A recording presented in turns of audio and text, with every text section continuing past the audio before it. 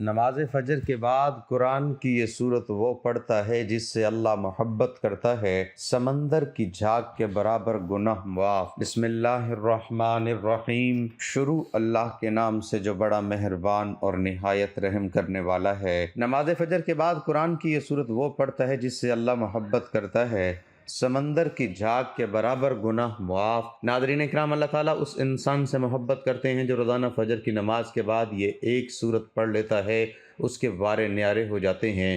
مخلوق خدا میں اس کا سکہ چلتا ہے، لوگ اس کی باتوں کو اہمیت دینے لگتے ہیں، اس کی ہاں میں ہاں اور نہ سب کی نہ ہوتی ہے، اور ایسا شخص اس دنیا میں بھی شہنشاہوں جیسی زندگی گزارتا ہے اور آخرت میں بھی اس کا ٹھکانہ جنت ہے۔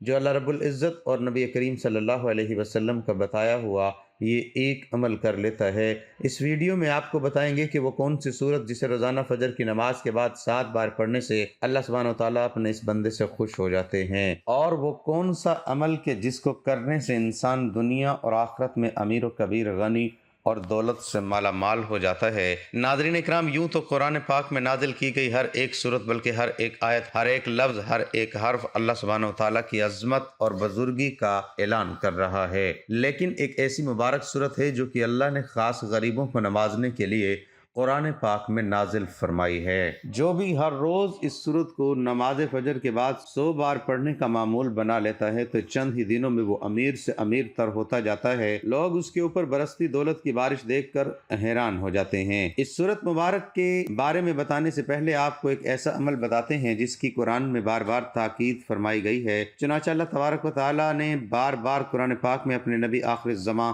اور آپ کے اصحاب کی اور تمام مومنین کو جس عمل کو بار بار کرنے کی تاکید فرمائی ہے وہ اللہ سبحانہ و تعالیٰ کا شکر ادا کرنا ہے۔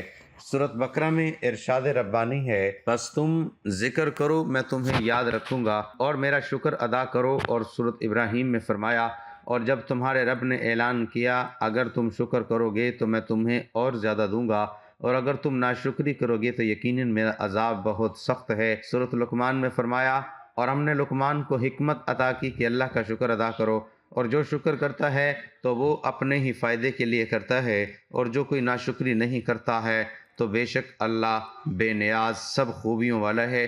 بھائیوں اور بہنوں، اسی طرح سورۃ النحل میں فرمایا گیا، بس اللہ کا دیا ہوا حلال اور پاک رزق کھاؤ اور اللہ پاک کی نعمتوں کا شکر ادا کرو اگر تم صرف اسی کی عبادت کرتے ہو۔ سورۃ دہر میں فرمایا، اور ہم نے اسے راستہ دکھا دیا، خواہ وہ شکر گزار بنے یا نہ شکرہ بنے۔ بھائیوں اور بہنوں، یہ تمام اسی طرح کی بہت سی آیات شکر گزاری کی اہمیت اور ناشکری سے بچنے کی تلقین کرتی ہے، اور ہمیں یاد دلاتی ہے کہ شکر کرنا اللہ کی عطا کی قدر کرنے کا ایک بہترین طریقہ ہے، اور شکر ادا کرنا ہی وہ عمل ہے جس کے سب اللہ سبحانہ و تعالیٰ انسان کو زیادہ سے زیادہ عطا فرماتا ہے۔ اس حوالے سے حضرت موسیٰ علیہ السلام کا ایک واقعہ بڑا ہی مشہور ہے۔ حضرت موسیٰ علیہ السلام کوہ طور پر اللہ سے ہم کلام ہونے روانہ ہوئے تو راستے میں ایک شخص سے ملاقات ہوئی۔ اللہ نے اس کو رزق کی خاصی فراوانی عطا کر رکھی تھی۔ اس نے حضرت موسیٰ علیہ السلام سے عرض کی کہ اے رسول خدا، میرے رب سے ذرا میرے متعلق دریافت کیجئے گا کہ میرے لیے کیا حکم ہے، میرے پاس اتنا رزق ہے کہ سنبھالے نہیں سنبھل رہا۔ موسیٰ علیہ السلام ذرا آگے روانہ ہوئے تو ایک اور شخص کو دیکھا، اس نے ریت سے اپنے جسم کو ڈھانپ رکھا تھا۔ اس نے حضرت موسیٰ علیہ السلام سے کہا، اے کلیم اللہ، میرے رب سے میری کیفیت عرض کیجئے گا۔ حضرت موسیٰ علیہ السلام کوہ طور پر پہنچے اور پہلے والے آدمی کے متعلق دریافت کیا تو اللہ نے جواب دیا کہ اسے کہو ہماری ناشکری کرے۔ جب دوسرے کے متعلق پوچھا تو فرمایا اسے کہو کہ ہمارا شکر گزار بن جائے۔ موسیٰ علیہ السلام نے واپس ہوتے ہوئے پہلے والے آدمی سے کہا کہ اللہ فرماتے ہیں کہ تم میری ناشکری کرو، تمہارے رزق میں کمی واقع ہو جائے گی۔ اس نے آنکھوں میں آنسو بھرتے ہوئے کہا، اے موسیٰ، میں اتنا کچھ دینے والے رب کا ناشکر بندہ نہیں بن سکتا، آپ آگے چلے اور دوسرے آدمی سے مل کر کہا کہ اللہ فرماتے ہیں کہ اس کا شکر ادا کرو تو وہ تمہیں اور زیادہ دے گا۔ تو ناظرین، اس نے انتہائی مایوسی سے جواب دیا کہ میں کس بات کا شکر ادا کروں، میرے پاس ایسا ہے ہی کیا جس پر شکر ادا کیا جائے۔ ناظرین، ابھی اس کی بات مکمل بھی نہیں ہوئی تھی کہ ہوا چلی اور جسم پر سے ریت بھی اڑ گئی اور وہ برہنہ ہو گیا۔ ناظرین محترم، اللہ سبحانہ و تعالیٰ نے جسم اور اہل ایمان کو یہ حکم دیا کہ دشمنوں کو نیست و نابود کر کے اللہ نے ان پر اپنی فضل اور کرم فرمایا ہے، لہذا اللہ کے اس فضل کو یاد کرو اور اللہ کا شکر ادا کرتے رہا کرو، جیسا کہ ارشاد باری تعالیٰ ہے اے ایمان والو، اللہ کے اس احسان کو یاد رکھو جب کفار کے لشکر تم پر چڑھائے تھے تو ہم نے آندھی اور ایسے لشکر بھیج دیے جو تمہیں نظر نہ آتے تھے، اور جو کچھ تم کر رہے تھے اللہ اسے بھی خوب دیکھ رہا تھا۔ چنانچہ ابن کثیر رحمۃ اللہ علیہ کہتے ہیں کہ اس آیت مبارک میں رب تعالیٰ نے اپنی نعمت، فضل اور بندوں پر ہونے والے احسان کے بارے میں بتایا ہے کہ اللہ سبحانہ و تعالیٰ نے دشمنوں کو نامراد لوٹایا اور انہیں شکست سے دوچار کیا۔ اس وقت سارے دشمن اتحادی افواج بنا کر اکٹھے ہو کر مسلمانوں پر غرور و خندق میں حملہ آور ہوئے تھے۔ قرآن کریم میں جہاں کہیں بھی نعمت کا تذکرہ ہو تو اس کا مطلب یہ ہے کہ دل میں اسے یاد کرے، اور اس کا طریقہ یہ ہوگا کہ دل میں اس منظر کو لائیں جب اللہ نے وہ نعمت اہل ایمان پر نازل کی، پھر زبان سے اسے ادا کرنا یہ ہے کہ اس کا تذکرہ کریں، اور آزاد سے بھی یاد کرنے کا طریقہ یہ ہے کہ اس نعمت کو اللہ کی ناراضگی والے کاموں میں مت استعمال کریں۔ تو نعمت کا ذکر حقیقت میں اس کا شکر ہوتا ہے، اور شکر دل، زبان اور اعضاء تینوں سے کیا جاتا ہے۔ چنانچہ تینوں اقسام کا شکر ایک دوسرے کی تائید کرتا ہے۔ اگر یہ تینوں اقسام کے شکر باہمی تائید نہ کرے تو یہ شکر بھی چھوٹا ہوگا۔ شیخ عثمان رحمۃ اللہ علیہ اللہ تعالیٰ کے فرمان کی تفسیر میں کہتے ہیں کہ اللہ کی نعمت کا ذکر دل، زبان اور اعضاء سے ہوتا ہے۔ زبان سے ذکر یہ ہوگا کہ آپ کہیں اللہ نے مجھ پر فلاں نعمت کی، یہ اللہ تعالیٰ کے اس فرمان یعنی اور تیرے رب کی نعمت کو بیان کر عملی نمونہ ہے۔ لہذا اللہ تعالیٰ کی نعمت کا تذکرہ کرتے ہوئے اللہ کی حمد و ثنا بیان کرے اور کہے یا اللہ تیرا شکر ہے کہ تو نے مجھے دولت یا اہلیہ یا اولاد وغیرہ عطا کی ہے۔ دل سے ذکر کا مطلب یہ ہے کہ آپ دل میں اسے یاد کریں اور اللہ کی اس نعمت کا شکر ادا کریں۔ اعضاء سے ذکر کا مطلب یہ ہے کہ آپ اس نعمت کو استعمال کرتے ہوئے اللہ تعالیٰ کی اطاعت بجا لائیں، اور آپ پر اللہ تعالیٰ کی اس نعمت کا اثر بھی نظر آئے گا۔ علامہ مہروی رحمۃ اللہ علیہ کہتے ہیں شکر کے 3 مراحل ہیں: نعمت پہچاننے، پھر قبول کرے، اور پھر نعمت کندہ کی ثنا بیان کرے۔ ابن قیم رحمۃ اللہ علیہ علامہ مہروی کی گفتگو کی تشریح بیان کرتے ہوئے کہتے ہیں کہ نعمت کی پہچان اس طرح ہوگی کہ ذہن میں اسے لائیں، نعمت کا مشاہدہ کریں اور اسے دوسری چیزوں سے ممتاز کریں۔ تو پہچان کا مطلب یہ ہے کہ ذہنی طور پر اسے حاضر کریں، قبول کریں، یا نعمت کندہ ذات سے نعمت وصول کریں۔ اس لیے اللہ تعالیٰ کے سامنے اظہار ناتوانی کریں، اپنی غربت اور ضرورت اللہ کے سامنے رکھیں اور تسلیم کریں کہ یہ نعمت اللہ کی طرف سے محض فضل ہے، وہ اس کا مستحق کبھی تھا ہی نہیں، نہ ہی اس نعمت کے حصول کے لیے اسے کوئی قیمت خرچ کرنی پڑی ہے، بلکہ سارے معاملے میں انسان اپنے آپ کو طفیلی شادی بیاہ کی تقریبات کے بن بلائے مہمان کی طرح جو چپکے سے کھانے میں شامل ہو جاتے ہیں اس طرح سمجھے۔ اس شخص کو اپنے آپ کو سارے معاملے میں مفت کا موجی سمجھنا اس نعمت کے حقیقی طور پر قبول کرنے کی علامت ہے، اور نعمت کندہ کی ثنا بیان کرنے سے مراد ہے یعنی جس نے تمہیں نعمت سے نوازا ہے اس کی تعریف کریں اور ثنا بیان کریں۔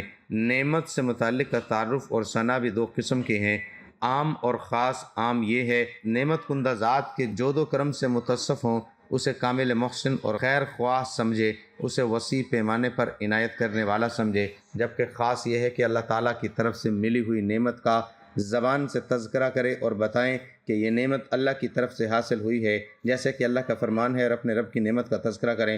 ناظرین، اس آیت کریمہ میں نعمت کا تذکرہ کرنے کا حکم دیا گیا ہے تو اس کے بارے میں 2 اقوال ہیں۔ پہلا اقوال کہ ہر قسم کی نعمت کا زبان سے تذکرہ کریں اور لوگوں کو اس نعمت کے ملنے کے متعلق بتائیں۔ اس میں انسان کا یہ کہنا بھی شامل ہے کہ اللہ نے مجھے فلاں فلاں نعمتیں کی ہیں۔ مقاتل رحمۃ اللہ علیہ کہتے ہیں کہ اس آیت کا مطلب یہ ہے کہ اس صورت میں اللہ کی جن جن نعمتوں کا ذکر ہے ان نعمتوں کا شکر کرے۔ اللہ نے یتیمی سے نکالا، حق کی جستجو میں رہنمائی فرمائی، اور غربت کے بعد تو نگری عطا کی۔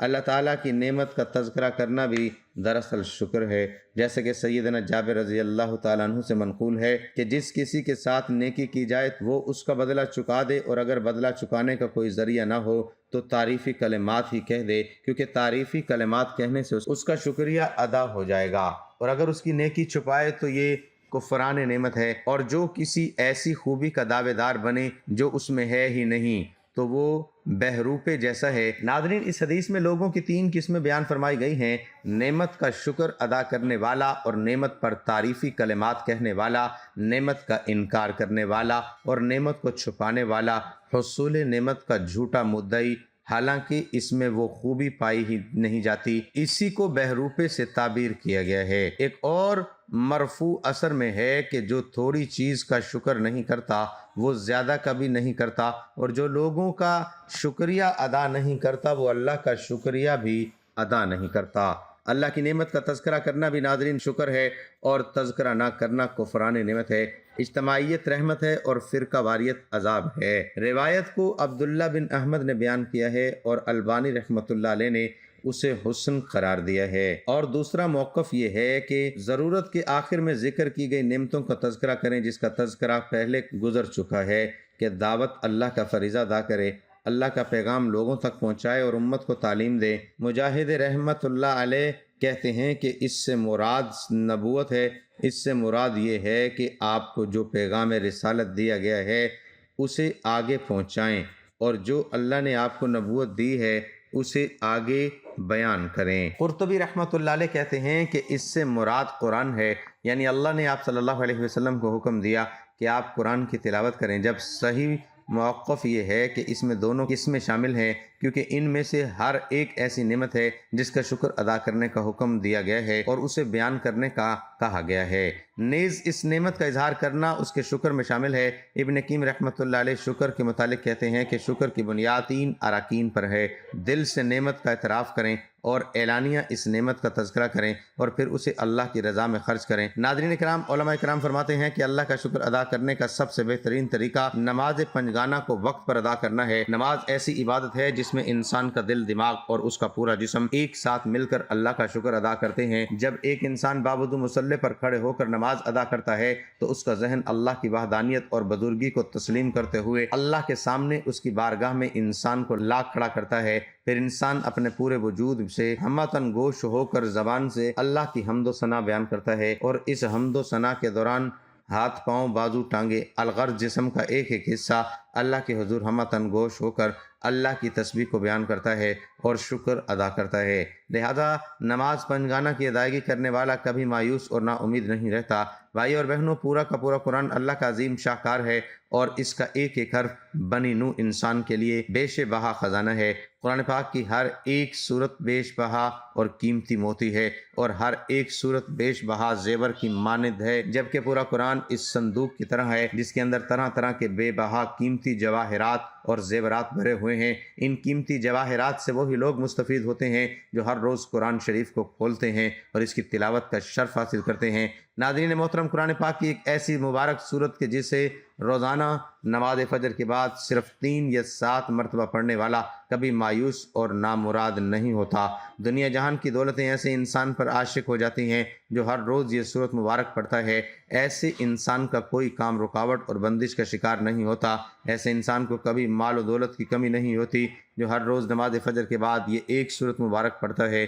اور جان لیجئے کہ وہ عظیم الشان صورت مبارکہ صورت المزمل ہے۔ کتنا ہی بڑا اور دشوار کام ہو، کتنی ہی بڑی رکاوٹ ہو، کتنے ہی حالات خراب ہوں، کتنی ہی بندشیں ہوں جو آپ کی زندگی کو تباہ و برباد کر چکی ہوں، اللہ کی قدرت سے، اللہ کی عطا سے اور اللہ کی نعمت سے، اللہ کی رحمت اور نوازشوں سے کبھی نا امید اور مایوس مت ہونا۔ روزانہ سورۃ مزمل کو نماز فجر کے بعد صرف 7 مرتبہ اس طریقے سے پڑھنا کہ سب سے پہلے فجر کی نماز ادا کر لیں، اس کے بعد ایک بار آیت الکرسی پڑھنی ہے۔ آیت الکرسی پڑھنے کے بعد درود پاک آپ پڑھ لیں، صلی اللہ علیہ وآلہ وسلم پڑھ لیں، یا صلی اللہ علی محمد پڑھ لیں، یا درود ابراہیمی پڑھ لیں۔ درود ابراہیمی کی فضیلت زیادہ ہے، اس لیے ثواب کے طور پر ایک مرتبہ میرے ساتھ بھی پڑھ لیں۔ اللہم صلی علی محمد وعلی آل محمد کما صلیت علی ابراہیم وعلی آل ابراہیم انک حمید مجید۔ اللہم بارک علی محمد وعلی آل محمد کما بارکت علی ابراہیم وعلی آل ابراہیم انک حمید مجید۔ 3، 5 یا 7 مرتبہ درود پاک پڑھنے کے بعد آپ نے تعوذ اور تسمیہ یعنی اعوذ باللہ من الشیطان الرجیم اور بسم اللہ الرحمن الرحیم پوری پڑھ کر اپنے مقصد کی نیت کر لیں۔ جو بھی آپ کا مقصد ہو، جو بھی آپ کی حاجت ہو، اس کی نیت کر لیں۔ آپ شاندار قسم کا نیا گھر چاہتے ہیں، نئی گاڑی خریدنا چاہتے ہیں، اس کی نیت کر لیں۔ اگر کوئی بڑی رقم درکار ہے، اس کی نیت کر لیں۔ اگر اچھی ملازمت چاہتے ہیں تو اس کی نیت کر لیں۔ اچھے سے اچھا رشتہ درکار ہو، اپنی یا اپنے کسی بہن، بھائی، بیٹے، بیٹی کی شادی کرنا چاہتے ہو، کسی اچھے گھر میں رشتے طے کرنا چاہتے ہو تو اس کی نیت کر لیں۔ اپنی کھوئی ہوئی صحت تندرستی واپس چاہتے ہو تو اس چیز کی نیت کر لیں۔ کسی سے قرضہ لینا ہے جو واپس نہیں کر رہا تو اس کی نیت کر لیں۔ کسی کا قرضہ اتارنا ہے تو اس کی نیت کر لیں۔ قید سے رہائی چاہتے ہیں تو اس کے لیے پڑھ لیں، اپنا ذاتی کاروبار بڑھانا چاہتے ہیں اور کاروبار میں دن دگنی رات چگنی ترقی دیکھنا چاہتے ہیں تو اس چیز کی نیت کر لیں، اپنی جوان اولاد کو زندگی کے ہر میدان میں کامیاب ہوتا ہوا دیکھنا چاہتے ہیں تو اس کے لیے پڑھ لیں۔ الغرض کیسا ہی بڑا مقصد ہو اور کیسی ہی بڑی سے بڑی حاجت ہو، اس کی نیت خلوص دل سے کرنے کے بعد آپ نے 7 بار سورۃ مزمل کی تلاوت کرنی ہے۔ اس کے بعد پھر سے درود پاک اتنی ہی تعداد میں پڑھ لینا ہے جتنی تعداد میں عمل سے پہلے پڑھا تھا، یا عمل مکمل ہونے کے بعد آپ اللہ کے حضور اپنے دونوں ہاتھوں کو بلند کر کے اپنے دل کی تمام حسرتیں اس کے آگے کھول کر بچھا دیں۔ بے شک اللہ سبحانہ و تعالی ہم سے بھی بہتر ہماری حاجات کو جانتا ہے، لیکن دعا کرنا حکم بھی ہے، سنت بھی ہے، اللہ کی رضا بھی ہے۔ کہتے ہیں کہ اللہ دعا کی توفیق انہی لوگوں کو بخشتا ہے جنہیں وہ ان کی منہ مانگی مراد عطا فرمانا چاہتا ہے، ورنہ ہر کسی کو اللہ اپنے سامنے ہاتھ اٹھانے کی توفیق بھی نہیں دیتا۔ لہٰذا نہایت خشوع و خضوع کے ساتھ اللہ کی بارگاہ میں دعا اور التجا کرنے کا اپنا معمول بنا لیجئے، کبھی کسی کے سامنے انشاءاللہ ہاتھ نہیں پھیلانے پڑیں گے۔ دعا ایک عظیم الشان عبادت ہے جس کی عظمت و فضیلت پر بکثرت آیات کریمہ اور احادیث طیبہ وارد ہیں۔ دعا کی نہایت عظمت میں ایک حکمت یہ ہے کہ دعا اللہ تعالیٰ سے ہماری محبت کے اظہار، اس کی شان الوہیت کے حضور ہماری عبدیت کی علامت، اس کے علم و قدرت و عطا پر ہمارے توکل و اعتماد کا مظہر اور اس کی ذات پاک پر ہمارے ایمان کا اقرار و ثبوت ہے۔ ہمارا عقیدہ ہے کہ اللہ تعالیٰ ہمارا خالق مالک رازق ہے، وہ رب العالمین ارحم الراحمین احکم الحاکمین اور مالک الملک ہے۔ تمام عزتیں، عظمتیں، قدرتیں، خزانے، ملکیتیں، بادشاہتیں اسی کے پاس ہیں۔ سب کا داتا اور داتاؤں کا داتا وہی ہے۔ ساری مخلوق اسی کی بارگاہ کی محتاج، اسی کے دربار میں سوالی ہے، جبکہ وہ عظمتوں والا خدا ہے، بے نیاز غنی ہے، بے پرواہ اور تمام حاجتوں سے پاک ہے۔ وہ جواد و کریم ہے، بخششیں فرماتا اور جود و کرم کے دریا بہاتا ہے۔ ایک ایک فرد مخلوق کو اربوں خزانے عطا کر دے تب بھی اس کی خزانوں میں سوئی کی نوک برابر کمی نہ ہوگی، اور کسی کو کچھ عطا نہ کرے تو کوئی اس سے چھین نہیں سکتا، وہ کسی کو دینا چاہے تو کوئی اس سے روک نہیں سکتا، اور وہ کسی سے روک لے تو کوئی اسے دے نہیں سکتا۔ جب ہم دعا مانگتے ہیں تو اللہ تعالیٰ کے بارے میں یہی عقیدہ و ایمان ہمارے دل و دماغ میں شعوری لاشعوری طور پر موجود ہوتا ہے، جو الفاظ و کیفیات کی صورت میں دعا کے سانچے میں ڈھل جاتا ہے۔ اس حکمت کو سامنے رکھ کر غور کر لیں کہ جب دعا اس قدر عظیم عقیدے کا اظہار ہے تو کیوں نہ اعلیٰ درجے کی عبادت بلکہ عبادت کا مغز قرار پائے۔ اللہ تعالیٰ کے نزدیک کوئی چیز دعا سے بزرگ تر نہیں۔ دعا مصیبت و بلا کو اترنے نہیں دیتی۔ دعا مسلمانوں کا ہتھیار، دین کا ستون اور آسمان و زمین کا نور ہے۔ دعا کرنے سے گناہ معاف ہوتے ہیں۔ دعا عبادت کا مغز ہے۔ اللہ تعالیٰ دعا کرنے والے کے ساتھ ہوتا ہے۔ جو بلا اتر چکی اور جو نہیں اتری، دعا اس سے نفع دیتی ہے۔ دعا رحمت کی چابی ہے۔ دعا قضا کو ٹال دیتی ہے، دعا بلا کو ٹال دیتی ہے۔ جسے دعا کرنے کی توفیق دی گئی اس کے لیے رحمت کے دروازے کھول دیے گئے۔ مفسرین نے دعا قبول ہونے کی چند شرائط و آداب ذکر فرمائے ہیں۔ ان کا خلاصہ یہ ہے کہ دعا مانگنے میں اخلاص ہو، دعا مانگتے وقت دل دعا کے علاوہ کسی اور چیز کی طرف مشغول نہ ہو، ناجائز و گناہ کی دعا نہ مانگی جائے۔ دعا مانگنے والا اللہ تعالیٰ کی رحمت پر یقین رکھتا ہو۔ اگر دعا کی قبولیت ظاہر نہ ہو تو وہ شکایت نہ کرے کہ میں نے دعا مانگی لیکن وہ قبول نہ ہوئی۔ جب ان شرطوں کو پورا کرتے ہوئے دعا کی جاتی ہے تو وہ قبول ہوتی ہے۔ لیکن یہ ذہن میں رکھیں کہ قبولیت دعا کا اصل معنی ہے کہ بندے کی پکار پر اللہ تعالیٰ کا اسے لبیک عبدی فرمانا۔ یہ ضروری نہیں کہ جو مانگا وہ مل جائے، بلکہ مانگنے پر کچھ ملنے کا ظہور دوسری صورتوں میں بھی ہو سکتا ہے۔ مثلا اس دعا کے مطابق گناہ معاف کر دیے جائیں، یا آخرت میں اس کے لیے ثواب ذخیرہ کر دیا جائے، یا اصل مانگی ہوئی شے کی جگہ اس سے بہتر چیز عطا کر دی جائے، یا اس دعا میں مانگی ہوئی چیز بندے کی زیادہ ضرورت کے وقت تک مؤخر کر دی جائے۔ دعا مانگ کر نتیجہ اللہ تعالیٰ کے ذمہ کرم پر چھوڑ دینا چاہیے کہ رحمان الرحیم خدا ہمارے ساتھ وہی معاملہ فرمائے جو ہمارے حق میں بہتر ہے۔ اللہ تبارک تعالیٰ سے دست ادب دعا کے تمام حاجت مندوں کی حاجتوں اور ضرورت مندوں کی ضرورتوں کو اپنے فضل سے اور اپنے کرم سے، اپنی عطا سے پورا فرما دے۔ آمین۔ دعا ہے کہ اللہ نیکی کی بات کو سننے سمجھنے اور اس پر عمل کرنے کی طاقت اور توفیق سب کو مرحمت فرمائے، آمین۔ ناظرین، آخر میں آپ سے گزارش ہے کہ کمنٹ باکس میں اللہ تعالیٰ کے 99 ناموں میں سے کوئی بھی ایک نام لکھ کر ضرور شیئر کیجئے گا۔ اللہ تعالیٰ ہم سب کا حامی و ناصر ہو، آمین۔ جزاک اللہ۔